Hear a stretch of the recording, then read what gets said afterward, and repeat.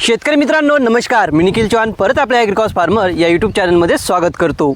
मित्रांनो, आपल्याही शेतात जर बोर, बाबूळ, चिंच, कडुलिंब यांसारख्या झाडांची पानं जर खाल्लेली दिसत असेल तर सावध व्हा, कारण आपल्या शेतामध्ये हुमणी अळीच्या प्रादुर्भावाला सुरुवात झालेली आहे। आणि तसंही यावर्षी आपल्याला पावसाचा अंदाज हा कमी दाखवला आहे आणि ज्यावर्षी पाऊस हा कमी पडतो तर त्यावर्षी हुमणी अळीचा प्रादुर्भाव वाढत असतो।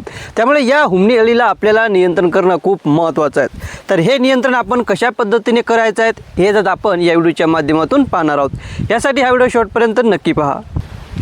तर मित्रांनो, या हुमणी अळीच्या आपल्याला 4 अवस्था पाहायला मिळतात। एक म्हणजे अंडी, अळी, कोश आणि पतंग अवस्था म्हणजेच भुंगेरी अवस्था। आता यापैकी जी काही भुंगेरी अवस्था आहे तर ही आपल्या जमिनीमध्ये सुप्त अवस्थेत राहते आणि वळव्याचा पहिला पाऊस पडल्यानंतर ती बाहेर पडते आणि आपल्या शेतामधील कडुनिंब, बोर, चिंच यासारख्या झाडावर उपजीविका करते आणि तिथंच आपलं मिलन करते। मिलन झाल्यानंतर जे काही एक मादी भुंगेर आहे तर हे आपल्या शेतामध्ये जवळपास 50 अंडी घालते, ज्यामधून 8 ते 10 दिवसांमध्ये अळी बाहेर पडते आणि ती अळी सुरुवातीला आपल्या शेतामधील अर्धवट कुजलेले सेंद्रिय पदार्थ खाते आणि नंतर आपल्या पिकांची मुळं खाण्याचं काम करते, ज्यामुळं आपलं पीक त्या ठिकाणी अचानक पिवळं पडते। आपलं पीक उपटल्यानंतर सहजपणे उपटून येते, कारण त्या झाडाची मुळं ही हुमणी अळीने खाल्लेली राहते। म्हणून या हुमणी अळीला जर आपल्याला नियंत्रण करायचं असेल तर यासाठी नियंत्रण करण्याची सगळ्यात सोपी, चांगली आणि नाजूक अवस्था म्हणजे भुंगेरी अवस्था। तर या भुंगेरी अवस्थेला नियंत्रण करण्यासाठी आपल्याला वळव्याचा पहिला पाऊस पडल्यानंतर आपल्या शेतामध्ये एक लाईट ट्रॅप लावायचा आहे, ज्यासाठी आपल्याला एक पसरट आकाराचं भांडं घ्यायचं आहे। त्यामध्ये आपल्याला पाणी टाकायचं आहे, त्या पाण्यामध्ये केरोसिन किंवा कीटकनाशक टाकायचं आहे आणि वर आपल्याला एक लाईट लावायचं आहे, ज्याच्या उजेडानं हे जे काही भुंगेरी आहे तर ते आकर्षित होतील आणि त्या पाण्यामध्ये पडून त्या ठिकाणी नष्ट होतील। किंवा आपण त्या ठिकाणी जमिनीमध्ये सुद्धा एक पसरट आकाराचा खड्डा खोदून त्यामध्ये अशा पद्धतीने लाईट ट्रॅप लावू शकतो। जर आपल्यापाशी लाईट ट्रॅप लावण्याची व्यवस्था नसेल तर आपण त्या ठिकाणी एरंड आंबवण सापळ्याचा सुद्धा वापर करू शकतो।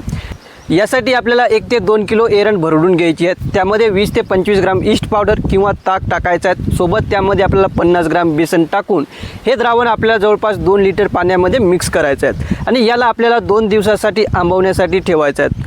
2 दिवसानंतर हे द्रावण आपल्याला एका पसरट भांड्यामध्ये अर्धवट भरून आपल्या शेतामध्ये गाडून द्यायचं आहे, ज्यामध्ये हुमणी अळीचे भुंगेरे येऊन पडणार आहेत। तर ते भुंगेरे काढून आपल्याला त्या ठिकाणी नष्ट करायचे आहेत। जर आपण या भुंगेऱ्यांना जर नष्ट केलं तर आपलं त्या ठिकाणी जवळपास 60 ते 70% हुमणी अळीचा प्रादुर्भाव या ठिकाणी आजच कमी होणार आहे, कारण एक मादी भुंगेऱ्या जवळपास 50 हुमणी अळीला त्या ठिकाणी जन्म देते। म्हणून या भुंगेऱ्याला नियंत्रण करणं खूप महत्त्वाचं आहे। त्यानंतर दुसरी अवस्था आहे अळी अवस्था। तर या अळी अवस्थेला नियंत्रण करण्यासाठी भरपूर शेतकरी बांधव आपल्या शेतामध्ये पेरणीपूर्वी दाणेदार कीटकनाशकाचा वापर करतात, जे की एक चांगला पर्याय आहे। परंतु यामध्ये एक समस्या आपल्याला पाहायला मिळते, ती म्हणजे हे जे काही दाणेदार कीटकनाशक आपण आपल्या मातीमध्ये टाकले आहेत तर ते पाण्याबरोबर आपल्या नदी नाल्यामध्ये येण्याची शक्यता राहते, ज्यामुळे आपल्याला विविध आजार त्या ठिकाणी पाहायला मिळत आहेत।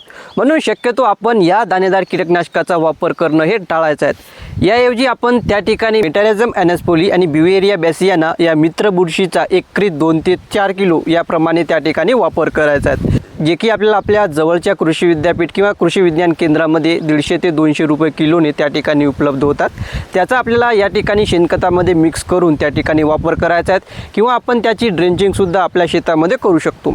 किंवा आपण त्या ठिकाणी हेटेरोहॅबिडिटिस आणि स्टेनरनिमा यासारख्या EPN म्हणजेच इंटोमोपॅथोजेनिक निमॅटोड म्हणजेच सूत्रकृमीचा सुद्धा त्या ठिकाणी वापर करू शकता, जे हुमणी अळीच्या शरीरात जाऊन आपली उपजीविका करते, तिथंच आपलं त्या ठिकाणी मल्टिप्लिकेशन करते आणि त्या हुमणी अळीला जवळपास इन्फेक्शन झाल्यापासून 72 तासामध्ये नियंत्रण करण्याचं काम करते। आणि परत यामध्ये मल्टिप्लाय झालेली जी काही सूत्रकृमी आहे तर ती त्याच्या शरीरातून बाहेर पडते आणि आपल्या शेतातील इतर हुमणी अळीला शोधून त्याला इन्फेक्शन करते। हुमणी अळीबरोबरच आपल्या शेतातील इतर जे काही अळ्या आहेत तर त्यांनासुद्धा इन्फेक्ट करण्याचं काम हे EPN त्या ठिकाणी करत असते। म्हणून आपण त्या ठिकाणी EPNचा त्या ठिकाणी वापर करू शकतो। तर अशा पद्धतीने आपल्याला आपल्या शेतातील हुमणी अळीचं नियंत्रण करायचं आहे। तर व्हिडिओ कसा वाटला खाली कमेंटमध्ये नक्की सांगा। व्हिडिओ आवडला असेल तर व्हिडिओला लाईक करा, नवीन असाल तर चॅनलला सबस्क्राईब करा, जेणेकरून असे व्हिडिओज आपल्याला पाहायला मिळतील। धन्यवाद।